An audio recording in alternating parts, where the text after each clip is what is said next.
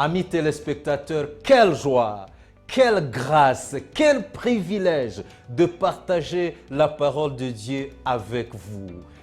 Notre thème, plus que vainqueur, avec le pasteur Alain Corali.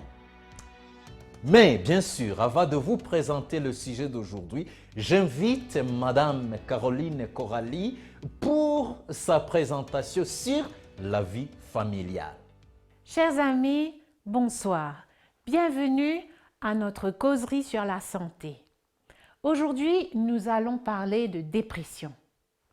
Vous êtes-vous déjà senti découragé au point de souhaiter mourir? Vous n'êtes pas le seul. La vie n'est pas facile et de nombreuses personnes se sont senties déprimées une fois dans leur vie.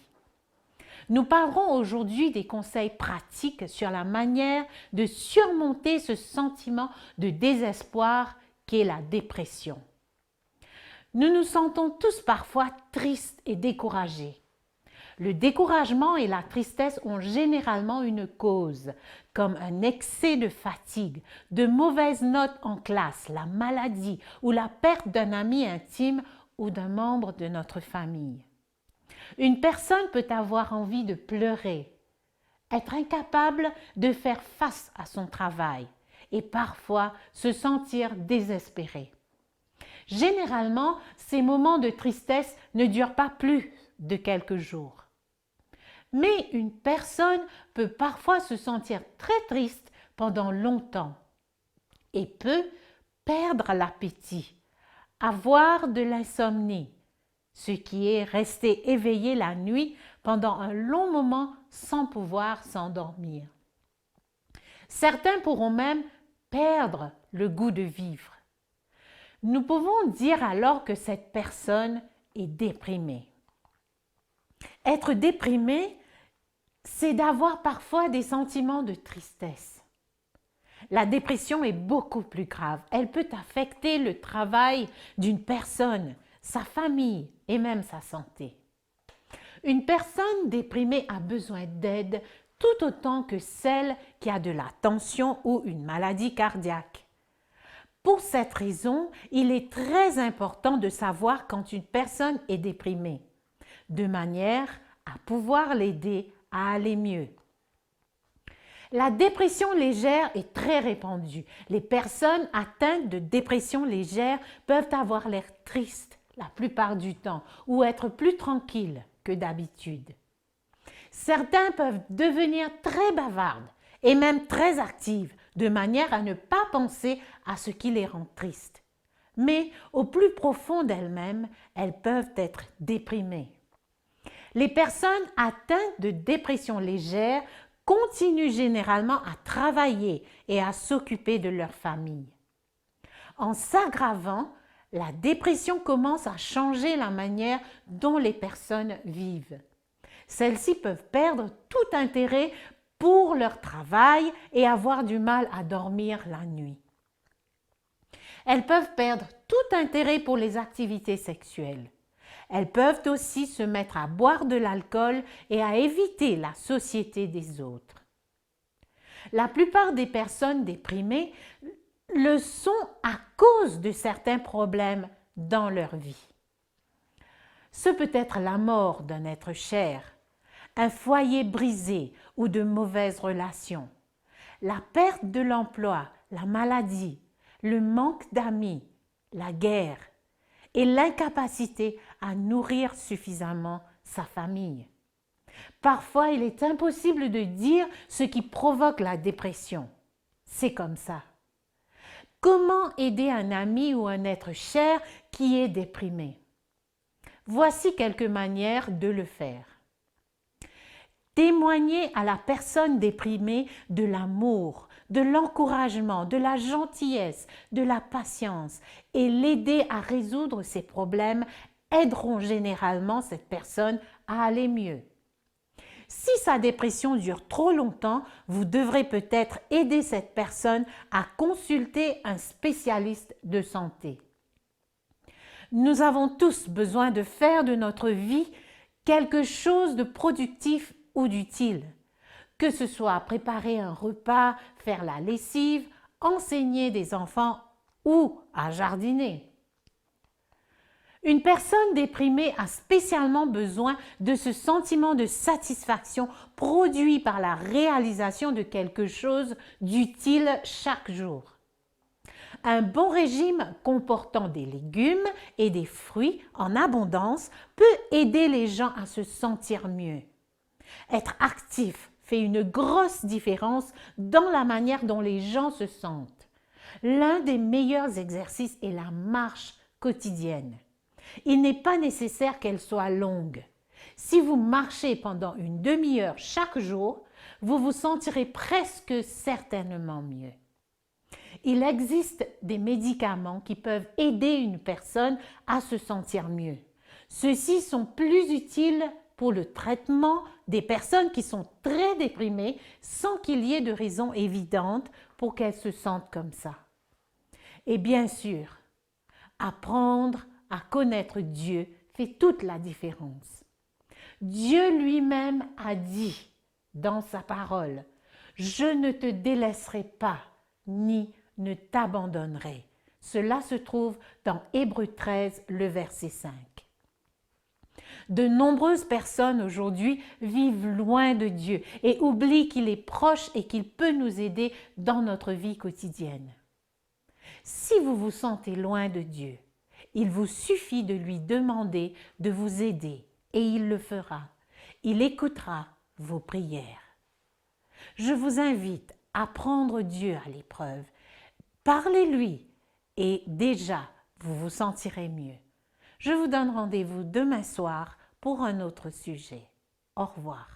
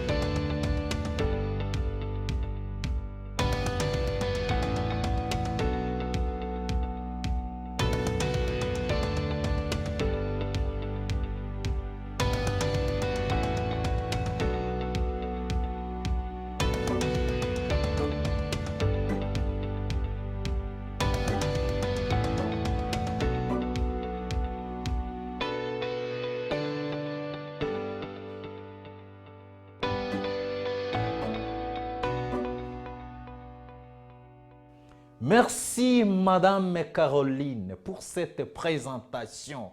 Nous sommes très bénis. Et le sujet d'aujourd'hui, qui croirons-nous? Les phénomènes paranormaux et le spiritisme rencontrent un vif succès dans la société moderne. Le chrétien doit renoncer tout lien au monde des ténèbres. Suivez le pasteur Alain Corali alors qu'il nous explique ce sujet. Chers amis, bonsoir. Encore une fois, je me réjouis d'être parmi vous pour partager la parole de Dieu. J'espère que, alors que nous poursuivons nos études ensemble, Dieu nous bénit d'une façon toute particulière. Et je sais qu'il y a de la joie dans votre cœur ce soir. Avant d'entamer notre étude, nous allons prier ensemble. Éternel, notre Dieu, encore une fois, avant d'ouvrir ta sainte parole, nous te demandons de nous guider par ton Esprit Saint. Nous te disons merci déjà pour ta présence. Au nom de Jésus. Amen. Chaque année, le 31 octobre, des milliers de personnes célèbrent Halloween, principalement aux États-Unis et en Europe, en se déguisant en sorcières, diables ou démons. Cette journée est devenue une occasion pour les enfants de se déguiser et d'aller de maison en maison, soit pour demander des bonbons ou jeter un sort. Cette pratique si courante et qui semble si inoffensive, voire si amusante, montre à quel point beaucoup s'habituent et banalise le monde de l'occulte. Les curieux sont de plus en plus nombreux aujourd'hui à s'intéresser aux expériences paranormales et surnaturelles. Il y a eu un regain d'intérêt pour le monde de l'occulte ces dernières années. Le cinéma, la télévision, les jeux vidéo et de nombreuses publications présentent le spiritisme sous un jour séduisant. La banalisation de la sorcellerie et de la magie a pour résultat de familiariser le monde avec l'occulte et lui donner l'impression que ce domaine est anodin, voire attractif. Les phénomènes paranormaux rencontrent un vif succès dans la société moderne. Prenez le cas de la France, par exemple. Chaque année, entre 10 à 12 millions de personnes consultent un voyant, un médium, un guérisseur ou un professionnel du paranormal. Un nombre qui explose avec le développement des sites Internet et des plateformes de voyance par téléphone. Chaque année, 3,2 milliards d'euros sont dépensés chez les astrologues et autres extralucides selon un article publié dans Le Monde. Cette situation n'est pas uniquement française. Le personnage clé dans toutes les formes d'occultisme est l'intermédiaire, la personne qui, soi-disant, a un don, une capacité paranormale. C'est lui qui sert de passerelle entre le monde visible et l'invisible. Et les intermédiaires sont multiples. Voyants, astrologues, médiums, devins, marabouts, etc. La question que nous devons nous poser est celle-ci. Lorsque quelqu'un meurt, revient-il sous la forme d'un esprit pour visiter ceux qui sont encore vivants? C'est la question que nous nous posons. Est-ce que les esprits des morts peuvent-ils revenir et converser avec les vivants? Les esprits des morts peuvent-ils prendre possession des vivants et utiliser leur corps, leur voix, leur esprit pour agir et parler? Ce dont nous parlons ce soir est l'un des sujets les plus sérieux que nous puissions aborder. Si sérieux qu'on pourrait l'appeler à juste titre une question de vie ou de mort. Notre salut éternel est en jeu et nous devons donc en être sûrs. Arrivé à ce point, il est important de revoir ce que nous avons déjà appris hier concernant l'état des morts. La Bible exprime très clairement que les vivants, en effet, savent qu'ils mourront, mais les morts ne savent rien. Que savent les morts selon la Bible? Rien.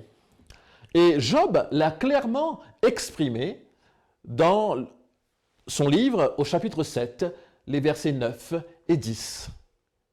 Il écrit ceci: « Comme la nuée se dissipe et s'en va, celui qui descend au séjour des morts ne montera pas, et il ne reviendra plus dans sa maison, et le lieu qu'il habitait ne le connaîtra plus. » Il est donc impossible que les morts communiquent avec les vivants.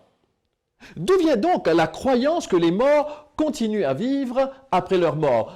Cette croyance vient de Satan lui-même. Dans le jardin d'Éden, il séduisit Ève. Il tint avec Ève une véritable séance de spiritisme en utilisant un serpent comme médium et en parlant par sa bouche. Satan est le grand maître de la tromperie. Et Ève crut au mensonge de Satan, qui lui disait « Vous ne mourrez point ». Genèse 3, le verset 4.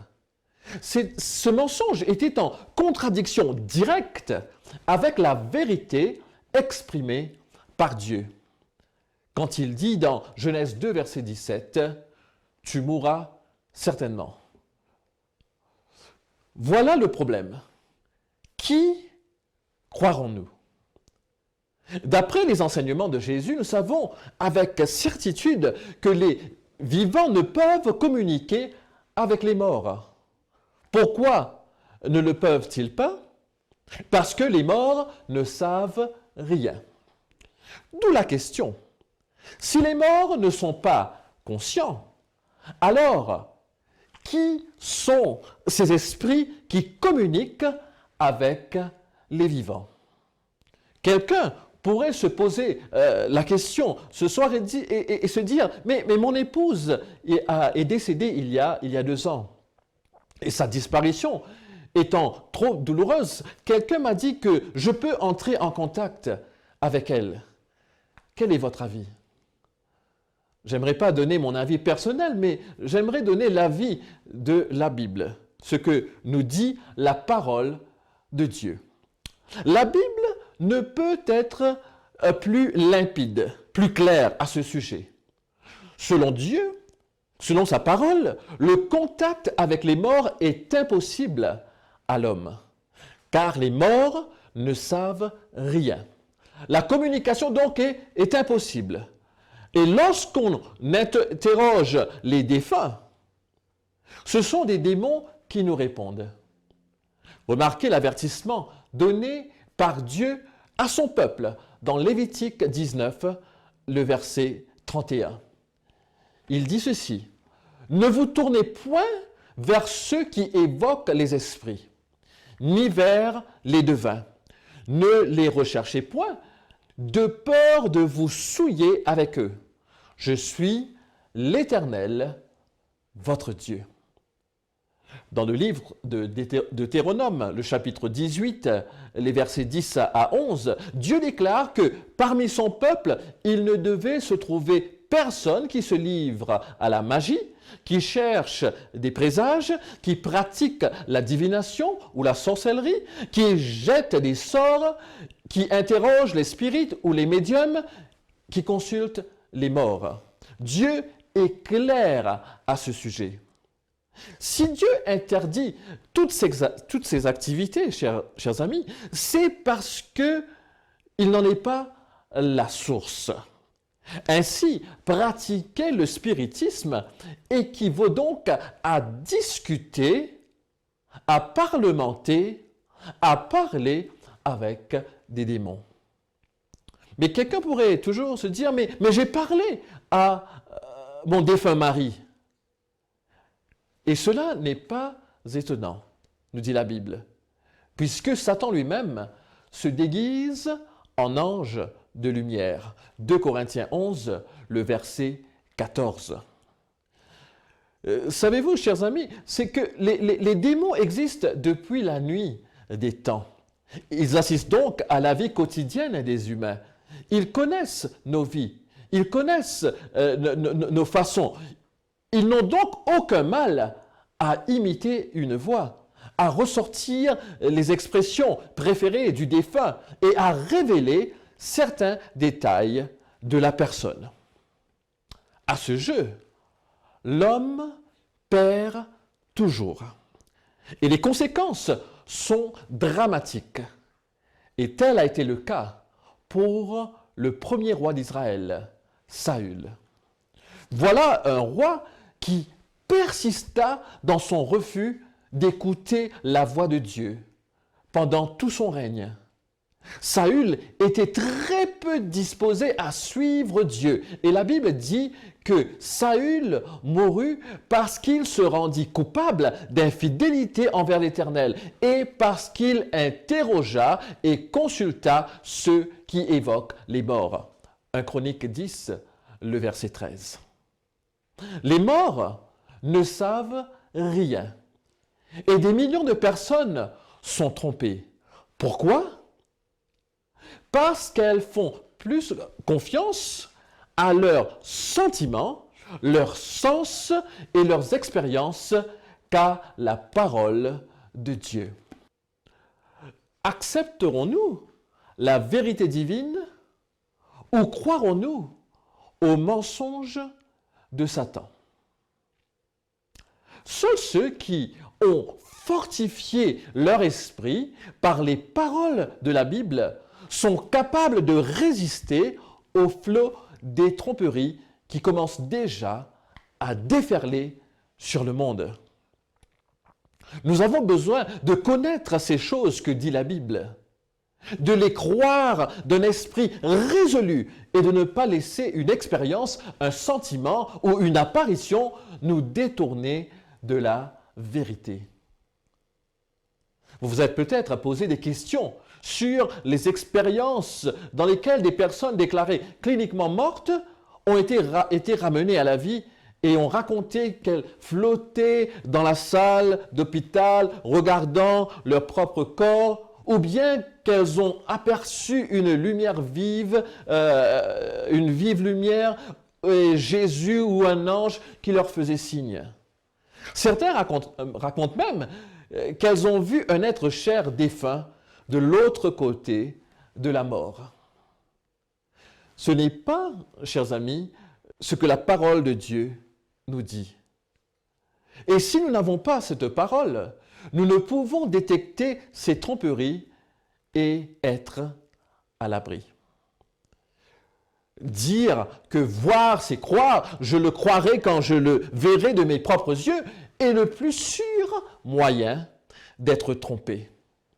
Et nous pouvons prendre une décision lourde de conséquences si nous la faisons reposer sur nos sens, nos sentiments et nos expériences plutôt que sur la parole de Dieu, la Bible.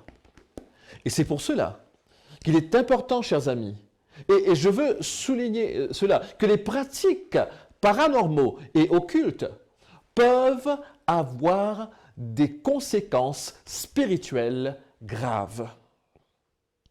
Toutes les fois où l'on accorde sa confiance à un voyant, un guérisseur ou un médium, on ouvre une porte au monde spirituel, au monde occulte.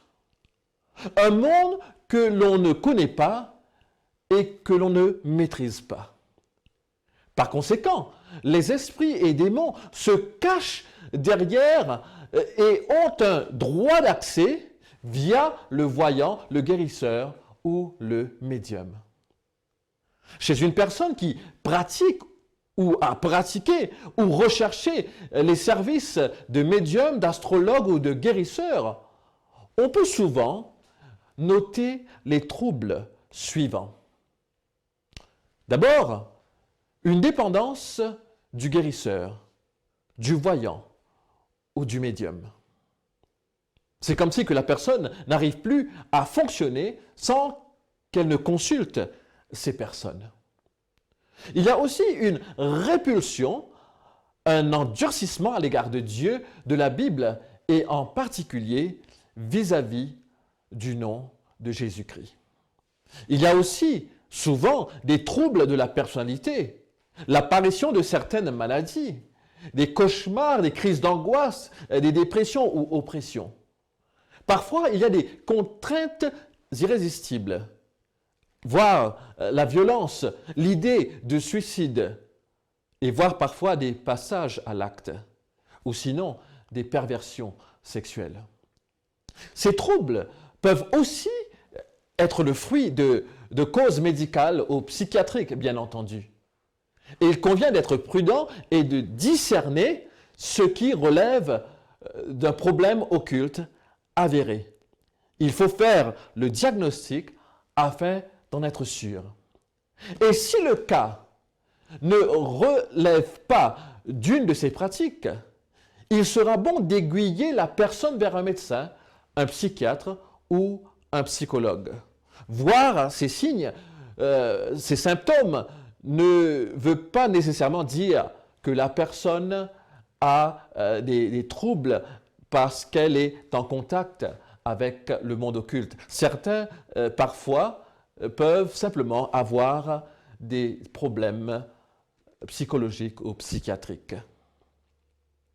Mais d'autres personnes se trouvent dans de telles situations parce qu'elles se sont données, d'une façon ou d'une autre, à cet esprit, à ces esprits, à cette situation où le diable a accès à leur vie. Et les conséquences peuvent être très graves. Dans les cas où les pratiques occultes ou magiques se sont transmises sur plusieurs générations, l'on va de difficulté en difficulté. Parfois, on se rend compte que certaines familles ont les mêmes problèmes de génération en génération. Et dans la plupart des situations, la réalité des attaques démoniaques est à mettre en relation avec des contacts plus ou moins suivis avec les pratiques de l'occultisme et de la sorcellerie. Mais ce soir, je n'aimerais pas m'attarder trop longtemps sur ce monde démoniaque. Parce qu'il faut savoir que Jésus-Christ est plus puissant que le diable. Et pendant ces derniers jours, vous avez commencé un cheminement avec le Seigneur Jésus. Et j'aimerais vous dire ceci. Pour les premiers chrétiens, pour les disciples, pour l'Église primitive, les premiers chrétiens n'étaient pas enclins au défaitisme.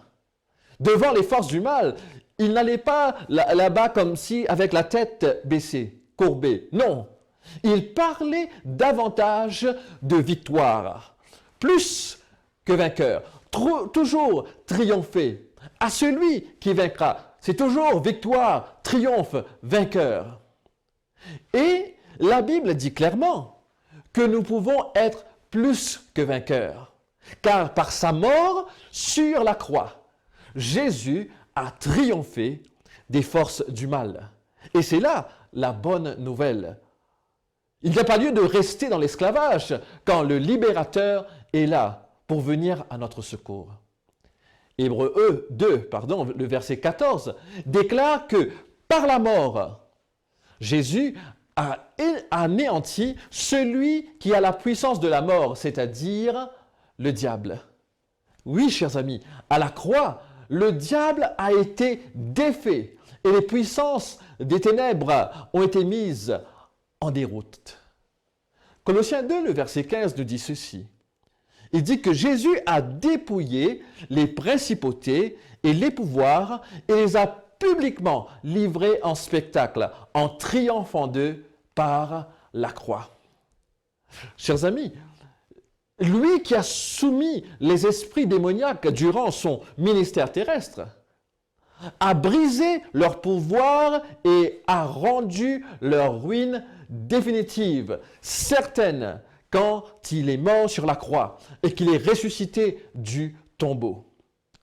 Donc la victoire de Jésus nous rend victorieux sur les forces du mal, qui cherchent toujours à nous dominer alors que nous marchons avec Jésus en paix, dans la joie, dans l'assurance de son amour. Éphésiens 5, le verset 8. « Autrefois, vous étiez ténèbres, et maintenant, vous êtes lumière dans le Seigneur.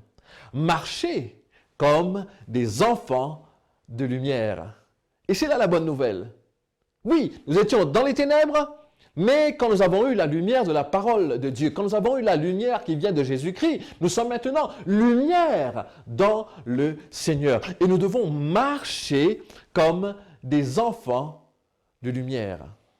Quelles que soient vos difficultés, il y a de très bonnes nouvelles pour vous. Vous n'êtes pas sans défense.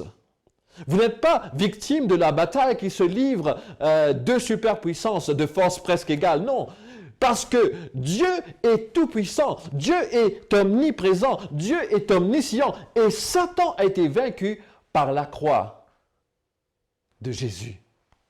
Et c'est pour cela que nous devons nous réjouir, nous devons être sûrs, nous devons être certains que nous pouvons être plus que vainqueurs sur les forces du mal.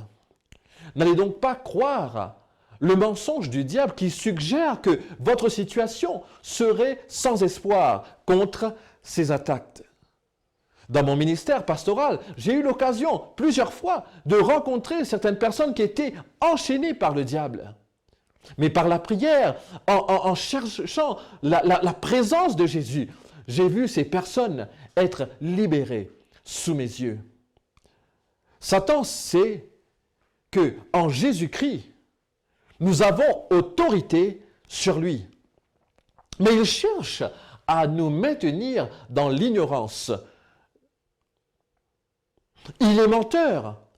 Et c'est dans la mesure que nous croyons à ces mensonges qu'il a prise sur nous. Mais sachons-le, chers amis, qu'il est un ennemi vaincu.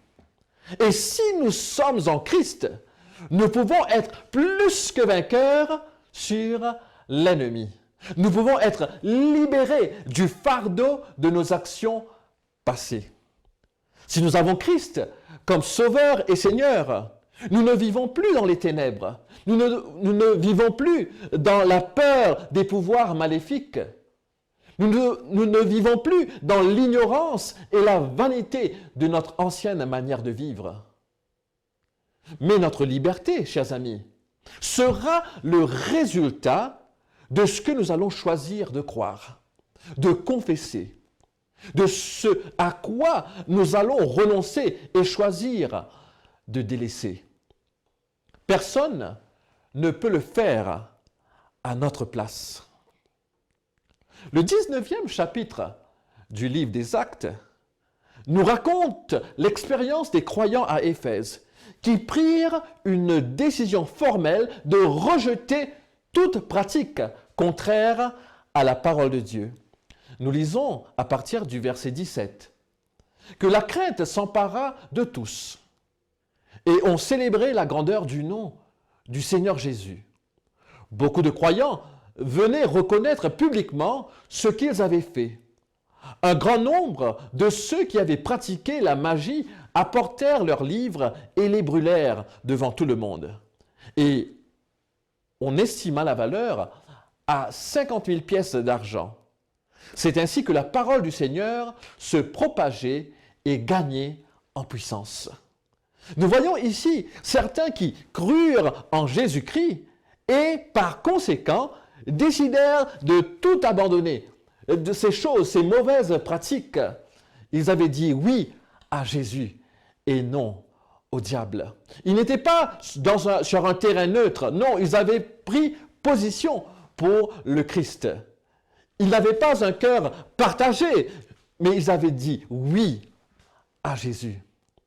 Et le premier pas à faire pour bénéficier de la liberté en Christ consiste donc à renoncer à toute implication, passée ou présente, dans des pratiques occultes, des enseignements ou des rites sectaires, de même que toute forme de religion non chrétienne. Il est important de renoncer à toute activité, à toute participation, à tout groupe qui renie Jésus-Christ ou qui prétend offrir une direction dont la source est autre que l'autorité absolue de la Bible. Il est important de renoncer également à participer à tout groupe qui exige une initiation ou des cérémonies, des promesses ou pactes secrets et occultes. Chers amis, Jésus est plus fort que l'ennemi. Et ce soir, je vous invite à vous ranger dans son armée et à marcher sous sa bannière. Éphésiens 6, les versets 10 à 12 disent ceci. Au reste, fortifiez-vous donc dans le Seigneur et par sa force toute puissante. Revêtez-vous de toutes les armes de Dieu, afin de pouvoir tenir ferme contre les ruses du diable.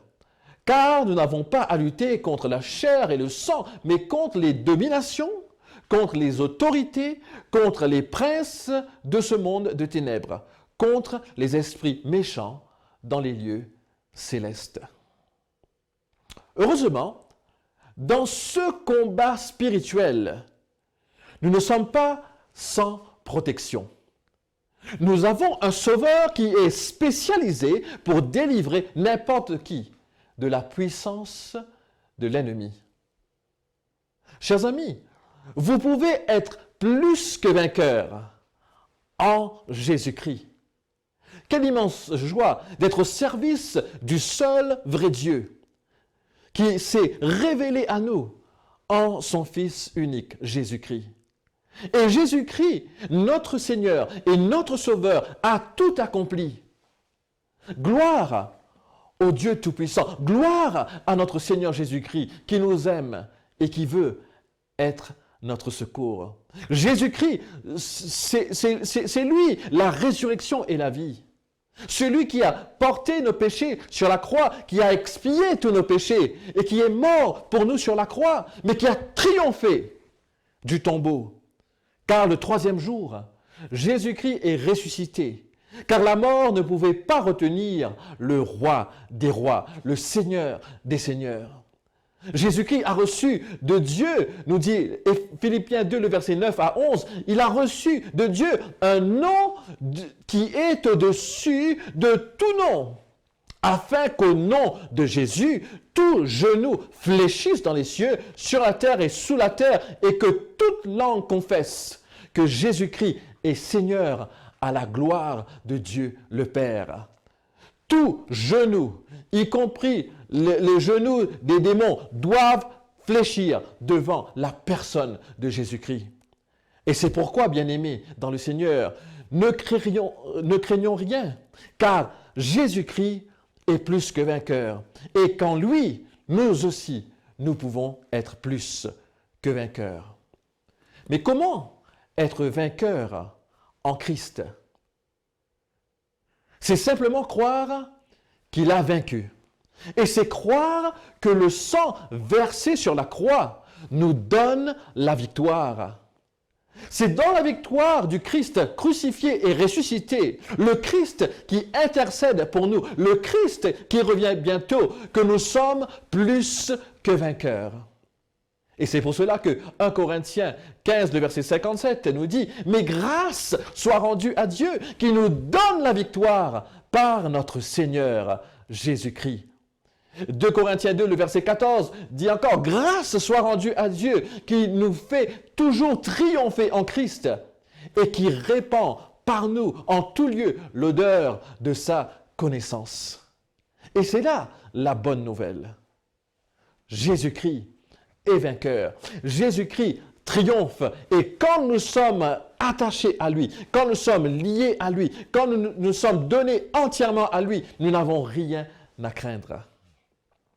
Peut-être cette illustration pourrait nous aider à comprendre cela. Imaginez qu'un homme fort, redouté de tous, qui sème la terreur dans toute la ville, vienne chez vous régulièrement et vous pille, vous vole tout ce que vous avez. Vous vivez dans la terreur de cet homme. Et chaque fois que vous le voyez venir, vous commencez à trembler. Mais un jour, vous faites la rencontre d'un homme bien plus puissant que ce méchant homme fort. Et cette personne devient votre ami et vous dit « Écoute, à partir de maintenant, tu n'as plus rien à craindre, car je vais venir vivre chez toi et je suis plus que vainqueur sur ton ennemi. » Et voilà que l'homme fort revient dans la semaine frapper à votre porte et il vous trouve avec une assurance qu'il n'a jamais vue. D'habitude craintif, il vous voit maintenant calme et serein. Et tout à coup, il comprend, quand il voit apparaître derrière vous votre ami bien plus fort que lui. Et là, il baisse la tête et s'enfuit, car il sait que le combat est perdu d'avance. La peur a quitté votre cœur, car vous savez que vous n'êtes plus seul, livré à votre faiblesse, mais que quelqu'un de bien plus fort habite chez vous et assure votre protection. Chers amis, c'est exactement ce qui s'est passé le jour où vous avez cru en Jésus. Jésus est venu habiter en vous, il est devenu votre sauveur, le Dieu Tout-Puissant, vainqueur de la mort, devant qui tout genou fléchit et toute langue confesse qu'il est Seigneur, celui dont la voix calme la tempête, celui qui est la résurrection et la vie, celui qui est l'autorité suprême, celui qui n'a pas d'âge, ni commencement, ni fin, le Seigneur des seigneurs, le roi des rois, habite maintenant chez vous. Et donc, s'il est là, vous n'avez rien à craindre. Face à lui, votre ennemi arrive par un chemin et s'enfuit par cet autre chemin. Alors, ne craignez rien. Chers amis, ce soir, je vous invite à être plus que vainqueurs sur les œuvres des ténèbres. Je vous invite à prendre position pour le Christ. Je vous invite à prendre position pour la vérité. Et vous pouvez avoir cette assurance ce soir que Jésus est avec vous et qu'avec lui, vous allez triompher. Chers amis, ce soir, j'aimerais vous inviter à faire une prière, à prier avec moi. Peut-être il y a certains d'entre vous qui vous vous êtes vus dans le passé à fréquenter ces endroits où vous ne devriez pas être, à consulter certains médiums ou guérisseurs ou marabouts ou autres sorciers. Et ce soir, vous vous dites, est-ce que le Seigneur va m'accueillir? Oui, chers amis. Oui. Et il ouvre ses bras grands ouverts pour vous accepter. Si quelqu'un confesse ses fautes, il est fidèle et juste pour les pardonner et nous purifier de toute iniquité. Et c'est pour cela que ce soir, vous pouvez venir avec lui, avec cette assurance. N'écoutez pas la voix du diable qui vous dit « Non, non, non, tu as trop péché, tu as trop fait. » Non, accroche-toi à Jésus. Jésus veut vous bénir ce soir. Jésus veut vous libérer. Et si vous avez pris cette décision de marcher avec Jésus, vous pouvez être plus que vainqueur sur les œuvres des ténèbres. Et c'est ainsi, ce soir, j'aimerais vous inviter à prier avec moi. Si vous voulez renoncer à votre ancienne vie et marcher avec Jésus, je vous invite à prier avec moi ce soir. Si vous voulez connaître une vie nouvelle, je vous invite à prier avec moi ce soir. Si vous voulez vivre avec Jésus à vos côtés, à chaque instant, à chaque moment, je vous invite à prier avec moi ce soir. Prions ensemble. Cher Père Céleste, je te demande de révéler à mon esprit absolument tout ce que j'ai pu faire de façon consciente ou inconsciente, qui était en rapport avec l'occultisme, les sectes ou les pratiques et les enseignements non chrétiens. Je désire éprouver la liberté, ta liberté, en renonçant à ces choses dès à présent. Je me repens de cette idolâtrie et je m'en détourne. Je choisis maintenant de retourner vers toi, Seigneur Jésus, pour refaire de toi mon premier amour. Je te prie de révéler à mon esprit toute idole qui pourrait exister dans ma vie. Je veux renoncer à chacune d'elles et à tout lien que Satan aurait pu acquérir dans ma vie à cause de mon idolâtrie. Seigneur, ce soir, je prie de ce que ta liberté soit mienne, que tu viennes avec puissance pour délivrer, pour transformer et pour changer ma vie. Seigneur, je te rends grâce pour la croix du calvaire, pour le sang qui a été versé et pour la liberté que nous avons en Jésus. À lui soit la gloire, l'honneur, la majesté, l'autorité pour les siècles des siècles. Amen. Chers amis, encore une fois, si vous avez pris cette décision de marcher avec Jésus, aucune crainte. Vous serez plus que vainqueur. Vous êtes déjà plus que vainqueur.